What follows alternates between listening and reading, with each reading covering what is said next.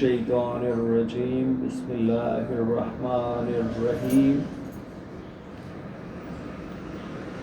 یا ایھا الرسول بلغ ما انزل الیک من ربک وَإِن لَّمْ تَفْعَلْ فَمَا بَلَّغْتَ رِسَالَتَهُ وَاللَّهُ يَعْصِمُكَ مِنَ النَّاسِ إِنَّ اللَّهَ لَا يَهْدِي الْقَوْمَ الْكَافِرِينَ اللهم صل على محمد وآل محمد۔ سورۃ المائدہ کی آیت نمبر 67 پہ گفتگو کرتے ہوئے ہم یہاں تک پہنچے تھے کہ رسالت مآب قیامت کے روز اللہ کے دربار میں ایک شکایت کریں گے اپنی امت کی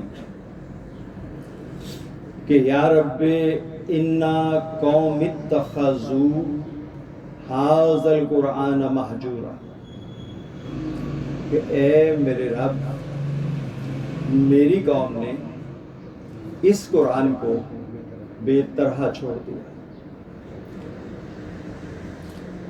اب مولوی صاحب یقیناً اس سے مراد یہ قرآن صامت ہی سمجھیں گے، لیکن کوئی ایسی روایت نہیں ملتی کہ قرآن صامت جو ہے وہ رسالت مآب کے ساتھ کھڑا ہوگا جس کی طرف وہ ھذا کا اشارہ کر کے کہ ھذا القرآن موجود، کہ اس قرآن کو، جبکہ غدیر کے ممبر پہ جب کھڑے تھے تو اس وقت رسالت مآب نے فرمایا کہ من کنت مولا ہو فھذا علی مولا، ٹھیک ہے؟ تو ھذا سے آپ کو پتہ چلا کہ رسول کے ساتھ یہاں کون کھڑا تھا اور وہاں کون کھڑا ہوگا۔ تو یہ جو رسالت مآب کی شکایت ہوگی کہ انہوں نے بے طرح چھوڑ دیا۔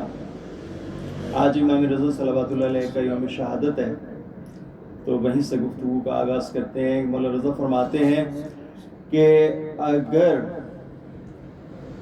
یہ امت محمدیہ غدیر کو نہ بھلاتی تو کربلا وہ وقوع پذیر نہ ہوتی۔ اب بے طرح کیسے چھوڑا کہ آپ کے ذہنوں میں ہوگا کہ جناب سیدہ صلوات اللہ علیہ آپ پوچھتی ہیں کہ ابو الحسن میں نے سنا لوگ آپ کو سلام نہیں کرتے۔ فرمایا کہ رسول کی بیٹی معاملہ اس سے بھی آگے گزر چکا ہے، جس کو میں سلام کرتا ہوں وہ جواب سلام نہیں دیتا۔ یہ ہے بے طرح چھوڑنا، جس کا کلک رسالت مآب کو تب سے لے کے قیامت تک ہوگا، تبھی تو یہ شکایت کریں گے نا۔ اب دیکھیے اگر غدیر کو نہ بلایا جاتا تو غدیر پہ رسالت مآب نے کیا فرمایا کہ جن جن کا میں مولا ہوں ان کا یہ علی بھی مولا ہے۔ اب لاکھ قصیدہ بردہ شریف پڑھتے رہیں یا کیا کیا کچھ پڑھتے رہیں، جو سفر ہے آپ کے معرفت کا وہ اوپر سے نیچے کو نہیں ہے، نیچے سے اوپر کو ہے۔ اس کو اگر ہم پلٹ کے پڑھیں کہ جس کا علی مولا ہے حضرت محمد صلی اللہ علیہ وآلہ فقط اس کے مولا ہے۔ اللہم صل علی محمد وآل محمد۔ یعنی اگر کوئی مولا علی کو مولا نہیں مانتا تو پھر کیا ہوگا؟ محمد مصطفیٰ بھی اس کے مولا نہیں ہوں گے، اور جن کے محمد مصطفیٰ صلی اللہ علیہ وآلہ مولا نہیں ہیں ان کا پھر اللہ بھی مولا نہیں۔ ٹھیک؟ تو جب ان کا اللہ ہی مولا نہیں ہے تو اب ان کا اللہ کے دین کے ساتھ واسطہ کیا ہوگا؟ تو اس لیے مولا رضا کا یہ فرمانا کہ خبردار، کربلا جو ہے وہ وقوع پذیر ہوئی غدیر کو بھلانے کے نتیجے میں، اور اگر تم نے کربلا کو بھلا دیا تو دین اسلام ہی کو کھو دو۔ ٹھیک. اب اگر مولا علی کو نہ بلایا جاتا تو کیا اسکیفا میں جو حکومت قائم ہوئی وہ ہوتی؟ مولا علی کو نہ بلایا جاتا تو کیا مولا علی کی حکومت جو تھی وہ قائم نہ ہوتی؟ قائم ہوتی. جب قائم ہوتی تو رسالت باب فرماتے ہیں کہ اگر میری امت علی کی محبت پہ مجتمع ہوتی تو اللہ جہنم کو بناتا ہی نہ. اس کا مطلب یہ ہوا کہ جہنم کو بنوایا علی کو چھوڑنے والوں نے. ٹھیک. اب جو نیا راستہ ایک نکالا وہ پہلا فرقہ کہلایا. اللہ کا واضح اعلان ہے قرآن میں کہ لا تفرقوا، فرقہ فرقہ مت ہونا. لوگوں نے کیا کیا کہ انہوں نے ایک حدیث بنا لی کہ رسول پاک نے نعوذ باللہ فرمایا تھا کہ جو یہودیوں کے 71 فرقے تھے، عیسائیوں کے 72 فرقے ہوں گے اور مسلمانوں کے 73 فرقے ہوں گے. ان میں سے ایک فرقہ جو ہے وہ ناجی ہوگا، باقی جو ہے ان یہودیوں کے 70، عیسائیوں کے 71 اور مسلمانوں کے 72 فرقے جو ہے وہ جہنم میں جائیں گے. فقط ایک فرقہ جو ہے وہ جنت میں جائے گا. جس کے ساتھ لفظ فرقہ لگ گیا وہ جنت میں جا ہی نہیں سکتا. کس وجہ سے؟ کہ وہ اسلام سے کسی جنکشن پہ متفرق ہوا. ٹھیک. ہوتا کیا ہے کہ دو لفظیں ہیں، ایک ہے اختلاف اور ایک ہے افتراق. اختلاف جو ہے وہ ایک ذہنی عمل ہے، ٹھیک ہے، اور افتراق جو ہے اس ذہنی اختلاف کا عملی ڈیمانسٹریشن ہے. ٹھیک ہے. آپ دیکھیے کہ مطلب نعیم صاحب کو جو ہے نا وہ ریڈ روز پسند ہے، ان کو وائٹ ہے، ان کو پنک ہے. ٹھیک ہے. ان کو مطلب جیسے بڑا انکا قسم کا کالا گلاب پسند ہے. اس کے اوپر کوئی کسی قسم کی گرفت نہیں ہے کہ اس نے پیدا ہی اتنے رنگوں میں گلاب کو کیا کہ جس کو جو پسند آئے وہ چن لے. اس کے اوپر کسی قسم کی کوئی سزا نہیں ہے، کوئی کسی قسم کی والا جو ہے نا آپ کو کچھ نہیں ہے. اب دوسری طرف آئیے، رسالت مآب آخری نماز تک مسجد نبوی میں آ کے پڑھتے رہے، صحابہ کرام ان کے پیچھے پڑھتے رہے، لیکن یہ نہ دیکھ سکے کہ رسالت مآب ہاتھ کھول کے نماز پڑھتے تھے، باندھ کے پڑھتے تھے. اگر باندھ کے پڑھتے تھے تو کہاں باندھتے تھے؟ یہاں باندھتے تھے، یہاں باندھتے تھے، یہاں باندھتے تھے. اگر ان کو نہیں پتا چلا تو پھر سورہ تکاثر تو کہہ رہی ہے کہ تم دنیا کا سفر جو ہے وہ بند آنکھوں سے کر رہے ہو. یہ تمہاری آنکھیں اس وقت کھلیں گی جب تم قبریں جا دیکھو گے، یعنی قبروں میں جا پہنچو گے. تو اگر آپ کا یہ کہنا ہے کہ نہیں وہ تو مطلب جس سے کہتے ہیں بڑے اولوالعزم ہستیاں تھیں، انہیں تو سب کچھ دیکھا. جب سب کچھ دیکھا تو پھر رسول خدا کا عمل ایک تھا نا. آخری وقت میں ان کا کیا عمل تھا؟ تبلیغی جماعت نے ایک نیا شاخسانہ گھڑا. انہوں نے کہا جی دیکھیے رسالت مآب نے اس طریقے سے بھی نماز پڑھی، ایسے بھی پڑھی، ایسے بھی پڑھی، اب کون سے بھی پڑھی. نعوذ باللہ. کیا اس اللہ کا رسول جو لا تفرقوا کہہ رہا ہے تفرقوں میں انسانوں کو ڈال سکتا ہے؟ دیکھیے توحید جو ہے نا اس میں دوئی نہیں ہوتی. توحید میں دوئی نہیں ہوتی. اگر توحید میں دوئی ہوگی تو پھر پہلا تو فرقہ اللہ ہی پیدا کر رہا ہوگا نا. توحید میں کیا ہے؟ اکائی ہے. اگر ہاتھ کھول کے نماز پڑھنی ہے تو کھول کے پڑھنی ہے. روزہ کس وقت رکھنا ہے، کس وقت چھوڑنا ہے، ایک وقت ہوگا. That's all. تو لہذا وہ مذہب جو توحید کی تبلیغ کرتا ہو، اس مذہب میں کسی بھی عمل میں دوئی نہیں ہو سکتی. 6 جائے کہ 72 اس کے اوپر فرقے آ جائے. تو لہذا اسلام فرقہ نہیں ہے. اسلام ایک دین کامل ہے جسے اللہ نے اعلان ولایت علی کے بعد کامل دین ڈکلیئر کیا. اور اگر اس دین کا جو تکمیل ہوئی غدیر پہ مسلمان وہیں کھڑے رہتے اور وہاں سے الگ نہیں ہوتے تو فرقہ بنتا ہی نہیں. چونکہ اللہ اور رسول کو پتہ تھا کہ فرقے بنیں گے. قرآن میں ہر اس کام کا حکم دیا گیا ہے جس کے بارے میں اللہ جانتا تھا کہ یہ پج کے نہیں کریں گے. ٹھیک ہے.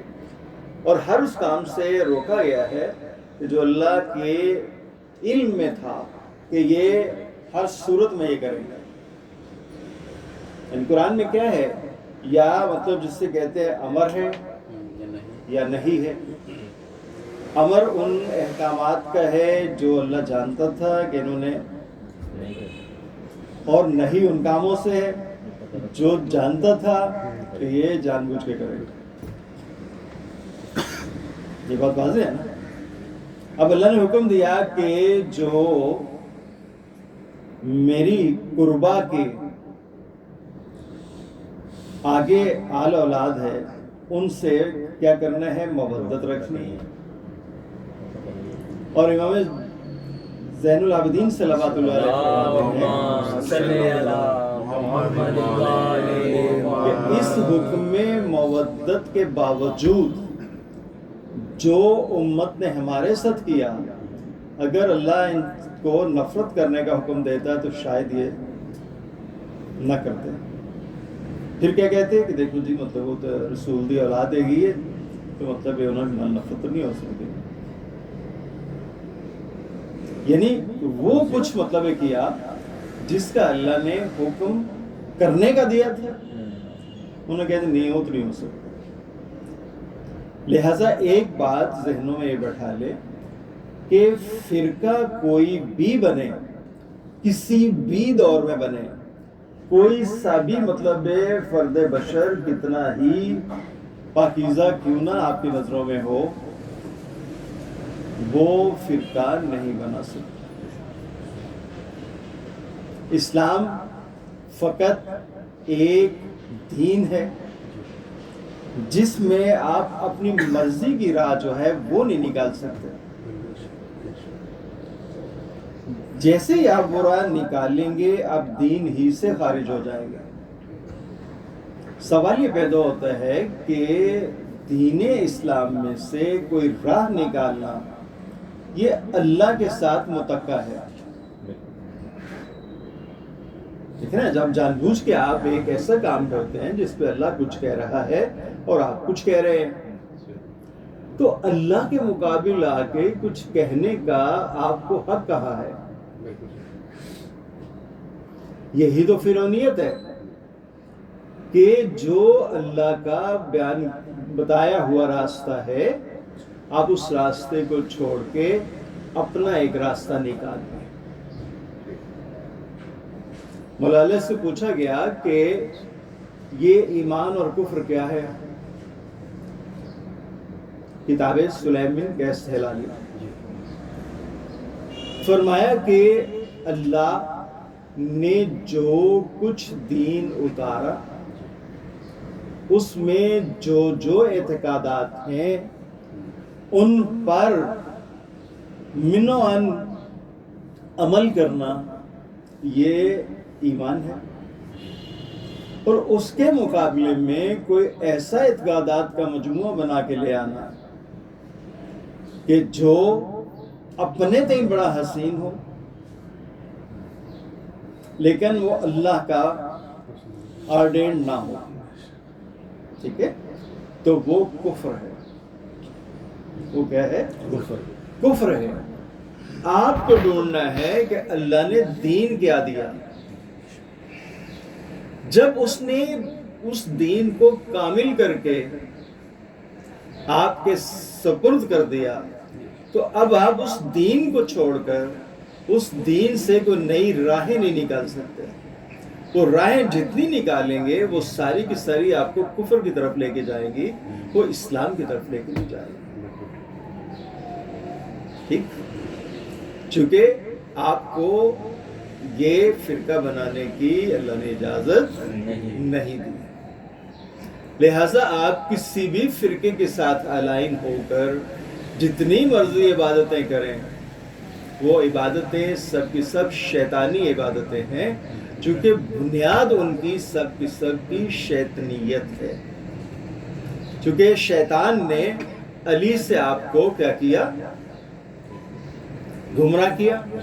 یہ جو پرسوں ہم نے جس سورہ فرقان کی آیت پہ بات کی تھی اس میں یہی تھا نا کہ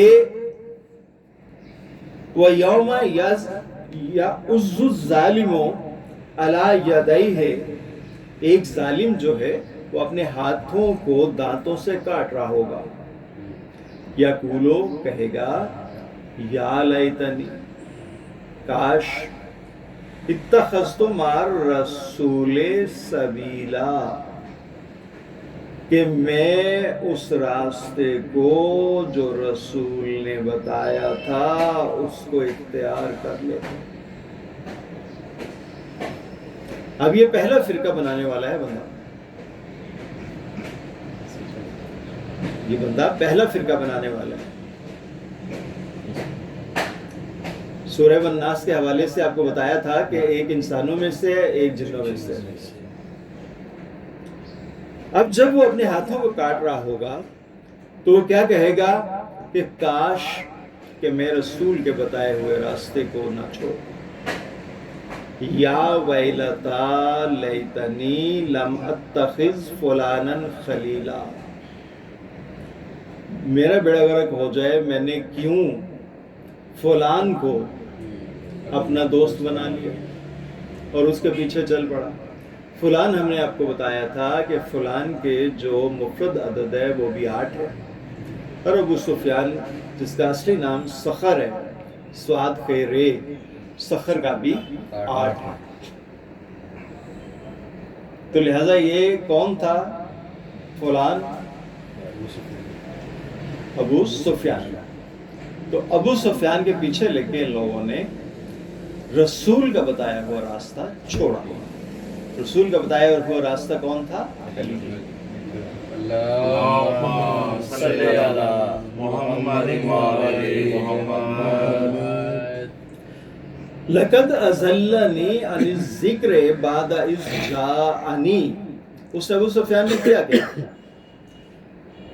لقد اضلنی، اس نے مجھے گمراہ کیا، کس سے؟ عن الذکر، ذکر سے، بعد اذ جاءنی، حالانکہ وہ جو ہے وہ واضح طور پر رسول نے بتا دیا تھا۔ ذکر کا بھی ہم نے آپ کو بتایا تھا کہ ذکر کا بھی مفرد عدد کیا ہے؟ 2، اور علی کا مفرد عدد کیا ہے؟ 2۔ یہ تھوڑی ایکسرسائز کر کے دیکھا گیا۔ تو کاش کہ وہ مجھے علی کے راستے سے گمراہ نہ کرتا۔ وَكَانَ الشَّيْطَانُ لِلْإِنسَانِ خَذُولًا، شیطان جو ہے وہ یقیناً انسان کو ذلیل کر کے چھوڑتا ہے، ٹھیک ہے؟ اس کے بعد وہ رسول کا نوحہ ہے، وَقَالَ الرَّسُولُ، اور رسول کہیں گے یا رب ان قوم اتخذوا هذا القرآن مہجورا، اے میرے رب میری قوم نے اس قرآن کو یعنی علی ابن ابی طالب کو بے طرح چھوڑ دیا۔ اب بے طرح چھوڑنے کا نتیجہ کیا ہوا؟ علی کو تو حکومت نہیں ملی، لوگوں نے بعد رسالت مآب علی کو رسول کا خلیفہ بھی نہیں مانا۔ بیڑا غرق کس کا ہوا؟ خود کا نا، چونکہ رسول خدا نے فرمایا تھا کہ جو علی کو میرے بعد میرا خلیفہ، میرا جانشین اور حاکم نہیں مانے گا وہ کیا ہوگا؟ ملعون ہوگا، ملعون ہوگا، مغضوب ہوگا، مغضوب ہوگا۔ ٹھیک؟ تو اب اس میں تو کوئی شک نہیں ہے نا۔ جب شک نہیں ہے تو آپ کو دین کو تلاش کرنا ہے، آپ کو فرقوں کے پیچھے نہیں جانا۔ جیسے ہی آپ کسی فرقے کے ساتھ خود کو الائن کریں گے آپ دین اسلام سے ہی خارج ہو جائیں گے۔ تو اس لیے جو 72 فرقوں والی حدیث ہے وہ سراسر غلط ہے۔ یہ ممکن ہی نہیں ہے کہ اللہ اور رسول کچھ ایسی سینکشن بتائیں کہ جو مطلب یہ جس کام سے روکیں وہ جو کیا ہوا ہے۔ اب مطلب 72 فرقے جو ہیں وہ جہنم میں جائیں گے، ایک فرقہ جنت میں جائے گا، ہوگا وہ بھی فرقہ۔ مطلب دیکھیں نا، کوئی عقل و فکر مانتی ہے کہ 72 جو فرقے ہیں جو اسلام سے متفرق ہونے والے ہیں وہ تو جہنم میں جائیں گے، ایک فرقہ جو ہے ناجی ہوگا وہ جنت میں جائے گا، لیکن ہوگا وہ بھی فرقہ۔ ایسا نہیں ہے، وہ جو ایک ناجی ہوگا وہ فرقہ نہیں ہوگا، وہ ہی اسلام ہوگا۔ فرقوں کے پاس جو ہے وہ دین کامل نہیں ہے۔ اگر فرقوں کے پاس بھی دین کامل ہوتا تو فرقے کہلاتے ہی نہیں۔ ان کے پاس نامکمل اسلام ہے۔ نامکمل اسلام لے کے اڑنے کی وجہ سے اللہ نے سورہ بقرہ میں کہا کہ ایھا الذین آمنوا کیا کرو؟ ادخلوا فی السلم کافہ، اسلام میں پورے کے پورے داخل ہو جاؤ۔ اس کا مطلب یہ ہے کہ فرقہ کامل اسلام نہیں رکھتا۔ اگر کامل اسلام رکھتا تو اللہ پھر اس کو یہ نہ کہتا، اور اس کہنے کی وجہ یہ آئی کہ رسالت مآب کا جو 2-2.5 مہینے کا غدیر کے بعد کا انسانوں میں ظاہری وجود تھا، اس کے دوران ہی فرقے پیدا ہو چکے تھے۔ اب دیکھیں اللہ کو جو فرقہ ہے وہ کتنا ناپسند ہے۔ آپ کو یہ قصہ جو ہے مسجد زرار والا یہ تو معلوم ہے؟